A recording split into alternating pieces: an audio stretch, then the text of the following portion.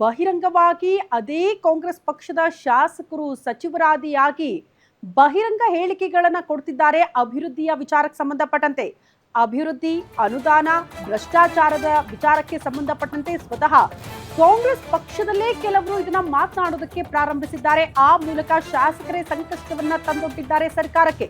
ಅಭಿವೃದ್ಧಿ, ಅನುದಾನ, ಅಧಿಕಾರಿಗಳ ವಿರುದ್ಧ ಗರಂ, ಬಹಿರಂಗವಾಗಿ ಧ್ವನಿ ಎತ್ತುತ್ತಿದ್ದಾರೆ ಕಾಂಗ್ರೆಸ್ನ ಕಟ್ಟಾಳುಗಳು. ಶಾಸಕರ ಅಸಮಾಧಾನಕ್ಕೆ ಸಿಎಂ ಸಿದ್ದರಾಮಯ್ಯನವರಿಗೆ ಫುಲ್ ಟೆನ್ಷನ್ ಶುರುವಾಗಿದೆ. ಕಾಂಗ್ರೆಸ್ ಸರ್ಕಾರಕ್ಕೆ ಶಾಸಕರೇ ಸಂಕಷ್ಟ ತಂದುಬಿಟ್ಟಿದ್ದಾರೆ ಅಂತ ಬಹಿರಂಗವಾಗಿ ಒಂದ್ ಕಡೆ ಇಲಾಖೆಯಲ್ಲಿ ಭ್ರಷ್ಟಾಚಾರದ ವಿಚಾರಗಳು ಪ್ರಸ್ತಾಪ ಆಗುತ್ತೆ. ಬಹಿರಂಗ ವೇದಿಕೆಗಳಲ್ಲೇ ನಮ್ಮ ಕ್ಷೇತ್ರದ ಅಭಿವೃದ್ಧಿ ಆಗುವುದಕ್ಕೆ ಅನುದಾನದ ಕೊರತೆ ಇದೆ, ಜಸ್ಟ್ ಒಂದು ಚರಂಡಿ ವ್ಯವಸ್ಥೆ ಮಾಡಕ್ಕಾಗ್ತಿಲ್ಲ, ರಸ್ತೆ ವ್ಯವಸ್ಥೆ ಮಾಡ್ಕೊಡಕ್ಕಾಗ್ತಾ ಇಲ್ಲ ಅನ್ನುವಂತ ಬಹಿರಂಗ ಹೇಳಿಕೆಗಳು ಸ್ವತಃ ಶಾಸಕರಿಂದಲೇ ಆಚೆ ಬರ್ತಾ ಇರೋದ್ರಿಂದ ಯಾರೋ ಬೇರೆ ಪಕ್ಷದ ನಾಯಕರೆಲ್ಲ ಮಾತನಾಡ್ತಾ ಇರೋದು ಸ್ವಪಕ್ಷದವರು. ಹಾಗಾಗಿ ಕಾಂಗ್ರೆಸ್ ಪಕ್ಷಕ್ಕೆ ಅತಿ ದೊಡ್ಡ ಡ್ಯಾಮೇಜ್. ಸಿಎಂ ಅವರಿಗೆ ಟೆನ್ಷನ್ ತರ್ತಾ ಇದೆ ಈ ವಿಚಾರಗಳು. ಈಗ ಶಾಸಕರು, ಸಚಿವರ ಈ ಬಹಿರಂಗ ಹೇಳಿಕೆಗಳಿಂದ ಸರ್ಕಾರಕ್ಕೂ ಮತ್ತೊಂದು ಕಡೆ ಸಿಎಂ ಸಿದ್ದರಾಮಯ್ಯನವರಿಗೆ ಫುಲ್ ಟೆನ್ಷನ್ ಹೆಚ್ಚಾಗ್ತಾ ಇದೆಯಂತೆ. ಒಂದ್ ಕಡೆ ಸಿಎಂ ಈಗ ಆಲ್ರೆಡಿ ದೆಹಲಿಯಲ್ಲಿದ್ದಾರೆ, ಮತ್ತೊಂದು ಕಡೆ ರಾಜ್ಯದಲ್ಲಿ ಈ ರೀತಿಯ ಬೆಳವಣಿಗೆಗಳು. ಕಾಗವಾಡ ಶಾಸಕ ರಾಜು ಕಾಗೆಗೆ ಎಂಎಲ್ಎ ಸ್ಥಾನಕ್ಕೆ ರಾಜೀನಾಮೆಯ ಕೂಗು. ಮನೆಯಲ್ಲೂ ಇಲ್ಲ, ಶಾಲೆ ಕಟ್ಟೋಕ್ಕೂ ಆಗ್ತಾ ಇಲ್ಲ. ಎನ್ವೈ ಗೋಪಾಲಕೃಷ್ಣ ಅವರು ಹೇಳಿಕೆ ಕೊಟ್ಟಿದ್ದಾರೆ. ಸಚಿವ ಜಮೀರ್ ಅಹಮದ್ ಖಾನ್ ರಾಜೀನಾಮೆಗೆ ಬೇಳೂರು ಗೋಪಾಲಕೃಷ್ಣ ಅವರು ಒತ್ತಾಯ ಮಾಡಿದ್ದಾರೆ. ಗ್ಯಾರಂಟಿಯಿಂದ ಅನುದಾನ ಸಿಗ್ತಾ ಇಲ್ಲ ಅಂತ ಬಸವರಾಜ ರಾಯರೆಡ್ಡಿ ಕೂಡ ಹೇಳಿಬಿಟ್ಟಿದ್ದಾರೆ. ಸಚಿವರ ಕಾರ್ಯವೈಖರಿ ಸರಿ ಇಲ್ಲ ಅಂತ ರವಿ ಗಣಿಗ ಅವರು ಕೂಡ ಅಸಮಾಧಾನ ಹೊರಹಾಕಿದ್ದಾರೆ. ಆಳಂದ ಶಾಸಕ ಬಿಆರ್ ಪಾಟೀಲ್ ಅವರಿಂದ ಮನೆಗಳಿಗೆ ಮನಿ ಮಾತು. ಕಾಗವಾಡ ಶಾಸಕ ರಾಜು ಕಾಗೆಯಿಂದ ಎಂಎಲ್ಎ ಸ್ಥಾನಕ್ಕೆ ರಾಜೀನಾಮೆ ಕೊಡ್ತೀನಿ ಅನ್ನುವಂತ ಮಾತು. ಮನೆಯೂ ಇಲ್ಲ, ಶಾಲೆ ಕಟ್ಟಕ್ಕಾಗ್ತಾ ಇಲ್ಲ, ಚರಂಡಿ ವ್ಯವಸ್ಥೆ ಕೂಡ ಆಗ್ತಾ ಇಲ್ಲ, ಜಸ್ಟ್ ಒಂದು ರಸ್ತೆ ಮಾಡಕ್ ಆಗ್ತಿಲ್ಲ. ಕ್ಷೇತ್ರಕ್ಕೆ ಬರಬೇಕಾದಂತಹ ಅನುದಾನ ಕೂಡ ಬರ್ತಾ ಇಲ್ಲ. ಕಾರಣ ಗ್ಯಾರಂಟಿ ಯೋಜನೆಗಳಿಂದ ಸರ್ಕಾರದ ಬೊಕ್ಕಸ ಬರಿದಾಗ್ತಾ ಇದೆ ಅನ್ನುವಂತಹ ವಿಚಾರ. ಇದನ್ನ ವಿಪಕ್ಷಗಳಲ್ಲ, ಬದಲಾಗಿ ಕಾಂಗ್ರೆಸ್ ಪಕ್ಷದ ಹಿರಿಯ ಶಾಸಕರು, ಹಿರಿಯ ಸಚಿವರೇ ಈ ರೀತಿ ಅಸಮಾಧಾನಗಳನ್ನ ಬಹಿರಂಗ ವೇದಿಕೆ ಮೂಲಕ ಹೊರ ಹಾಕ್ತಾ ಇರೋದು ಸಹಜವಾಗಿ ಕಾಂಗ್ರೆಸ್ಗೆ ಅತಿ ದೊಡ್ಡ ಟೆನ್ಷನ್ ಇದು. ನಾನು ಎಂ ಎಲ್ ಆಗಿದ್ಕೊಂಡು ನಮ್ಮ ಗ್ರಾಮಗಳಲ್ಲಿ ಒಂದು ಚರಂಡಿ ಮಾಡಕ್ಕಾಗ್ತಾ ಇಲ್ಲ, ನನಗೆ ಒಂದು ರಸ್ತೆ ಮಾಡಕ್ಕಾಗೋದಿಲ್ಲ, ಯಾವ್ದಾದ್ರೂ ಒಂದು ಒಳ್ಳೆ ದೂರದ ಒಂದು ಕಣ್ಣಿಗೆ ಕಾಣ್ತಕ್ಕಂಥ ಒಂದು ಶಾಲೆ ಕಟ್ಟಕ್ಕಾಗಲ್ಲ.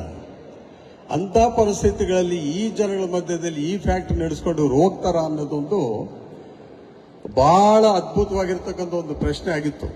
ನಾನು ಎಂ ಎಲ್ ಆಗಿದ್ಕೊಂಡು ನಮ್ಮ ಗ್ರಾಮಗಳಲ್ಲಿ ಒಂದು ಚರಂಡಿ ಮಾಡಕ್ಕಾಗ್ತಾ ಇಲ್ಲ, ನನಗೆ ಒಂದು ರಸ್ತೆ ಮಾಡಕ್ಕಾಗೋದಿಲ್ಲ, ಯಾವ್ದಾದ್ರೂ ಒಂದು ಒಳ್ಳೆ ದೂರದ ಒಂದು ಕಣ್ಣಿಗೆ ಕಾಣ್ತಕ್ಕಂಥ ಒಂದು ಶಾಲೆ ಕಟ್ಟಕ್ಕಾಗಲ್ಲ. ಅಂತ ಪರಿಸ್ಥಿತಿಗಳಲ್ಲಿ ಈ ಜನಗಳ ಮಧ್ಯದಲ್ಲಿ ಈ ಫ್ಯಾಕ್ಟರಿ ನಡೆಸ್ಕೊಂಡು ಹೋಗ್ತಾರ ಅನ್ನೋದೊಂದು ಬಹಳ ಅದ್ಭುತವಾಗಿರ್ತಕ್ಕಂಥ ಒಂದು ಪ್ರಶ್ನೆ ಆಗಿತ್ತು. ನಾನು ಎಂ ಎಲ್ ಆಗಿದ್ಕೊಂಡು ನಮ್ಮ ಗ್ರಾಮಗಳಲ್ಲಿ ಒಂದು ಚರಂಡಿ ಮಾಡಕ್ಕಾಗ್ತಾ ಇಲ್ಲ, ನನಗೆ ಒಂದು ರಸ್ತೆ ಮಾಡಕ್ಕಾಗೋದಿಲ್ಲ, ಯಾವ್ದಾದ್ರೂ ಒಂದು ಒಳ್ಳೆ ದೂರದ ಒಂದು ಕಣ್ಣಿಗೆ ಕಾಣ್ತಕ್ಕಂಥ ಒಂದು ಶಾಲೆ ಕಟ್ಟಕ್ಕಾಗಲ್ಲ. ಅಂತ ಪರಿಸ್ಥಿತಿ. ಎನ್ವೈ ಗೋಪಾಲಕೃಷ್ಣ ಅವರ ಮಾತನ್ನ ಕೇಳಿಸ್ಕೊಂಡ್ರಿ. ಜಸ್ಟ್ ಒಂದು ತಮ್ಮ ಕ್ಷೇತ್ರದಲ್ಲಿ ಚರಂಡಿ ಮಾಡಕ್ಕಾಗ್ತಾ ಇಲ್ಲ, ರಸ್ತೆ ಮಾಡಕ್ಕಾಗ್ತಾ ಇಲ್ಲ ಅಂದ್ರೆ ಯಾವ ಪರಿಸ್ಥಿತಿಗೆ ಬಂದಿರಬಹುದು ಶಾಸಕರು ಅನ್ನೋದು ಪ್ರಶ್ನೆ ಆಗ್ತಾ ಇದೆ. ಈ ಬಗ್ಗೆ ಮತ್ತಷ್ಟು ಡೀಟೇಲ್ಸ್ ಅನ್ನ ಪಡ್ಕೊಳ್ಳೋಣ. ನಮ್ಮ ಪ್ರತಿನಿಧಿ ವೀರೇಶ್ ದಾನಿ ನ್ಯೂಸ್ ರೂಮ್ ಇಂದ ನೇರ ಸಂಪರ್ಕದಲ್ಲಿ ಜಾಯಿನ್ ಆಗ್ತಿದ್ದಾರೆ. ವೀರೇಶ್, ವಿಪಕ್ಷದವರಲ್ಲ, ಬದಲಾಗಿ ಕಾಂಗ್ರೆಸ್ ಪಕ್ಷದ ಹಿರಿಯ ಶಾಸಕರು ಸಚಿವರಾದಿಯಾಗಿ ಬಹಿರಂಗ ವೇದಿಕೆಗಳಲ್ಲಿ ಹೇಳ್ತಿದ್ದಾರೆ ಅನುದಾನ ಬರ್ತಾ ಇಲ್ಲ, ಕ್ಷೇತ್ರದ ಅಭಿವೃದ್ಧಿ ಸಾಗ್ತಾ ಇಲ್ಲ, ಪ್ರಮುಖವಾಗಿ ಒಂದು ಚರಂಡಿ ವ್ಯವಸ್ಥೆ ಮಾಡಕ್ಕಾಗ್ತಾ ಇಲ್ಲ ನಮ್ಮಿಂದ ಅಂತ. ಈ ಬೇಸರ, ಅಸಮಾಧಾನ ಕಾಂಗ್ರೆಸ್ ಪಕ್ಷಕ್ಕೆ ಮೋಸ್ಟ್ಲಿ ನುಂಗಲಾರ್ದ ತುಪ್ಪ. ಹೆಂಗ್ ಸರಿ ಮಾಡುತ್ತೆ ಕಾಂಗ್ರೆಸ್ ಪಕ್ಷ ಅಂತ ಈ ಬೆಳವಣಿಗೆಯನ್ನ? ಖಂಡಿತವಾಗಿಯೂ ಶ್ರುತಿ, ರಾಜ್ಯ ಸರ್ಕಾರ 2 ವರ್ಷದ ಸಂಭ್ರಮದಲ್ಲಿ ಇರಬೇಕಾದಂಥ ಸರ್ಕಾರದಲ್ಲಿನ ಶಾಸಕರುಗಳು ಎಲ್ಲರೂ ಸಹ ಇದೀಗ ಸರ್ಕಾರದಲ್ಲಿನ ವಿರುದ್ಧವಾಗಿಯೇ ತಿರುಗಿ ಬಿದ್ದಿರೋದು ಸಾಕಷ್ಟು ಸರ್ಕಾರಕ್ಕೆ ಸಂಕಷ್ಟ ತಂದಿಟ್ಟಿದೆ ಅಂತ ಹೇಳ್ಬೋದು. ಮೊದಲಿಗೆ BR ಪಾಟೀಲ್ರವರು ಮನೆ ಕೊಟ್ಟರೆ ಮಾತ್ರ ಮನೆಗಳ ಹಂಚಿಕೆ ಆಗುತ್ತೆ ಅನ್ನೋ ಒಂದು ಮಾತುಗಳನ್ನು ಹೇಳೋದ್ರ ಜೊತೆಗೇ ಈಗ ಎಲ್ಲ ಶಾಸಕರುಗಳ ಕೂಗು ಸಹ ಜೋರಾಗಿರುವಂಥದ್ದು. ಎಲ್ಲ ಶಾಸಕರುಗಳು ಸಹ ಅಭಿವೃದ್ಧಿ ಮತ್ತು ಅನುದಾನ ಮತ್ತು ಅಧಿಕಾರಿಗಳು ಕೆಲಸ ಮಾಡದಿರೋ ವಿಚಾರದಲ್ಲಿ ಬಹಿರಂಗ ವೇದಿಕೆಗಳಲ್ಲೇ ಇದೀಗ ಸರ್ಕಾರದ ವಿರುದ್ಧ ಚಾಟಿಯನ್ನು ಬೀಸ್ತಾ ಇರುವುದು ಸರ್ಕಾರಕ್ಕೆ ಒಂದು ಕಡೆ ಸಂಕಷ್ಟ ತಂದಿಟ್ಟಿದೆ ಅಂತ ಹೇಳಿದ್ರೆ ತಪ್ಪಾಗ್ಲಿಕ್ಕಿಲ್ಲ ಅಂತ ಹೇಳ್ಬೋದು.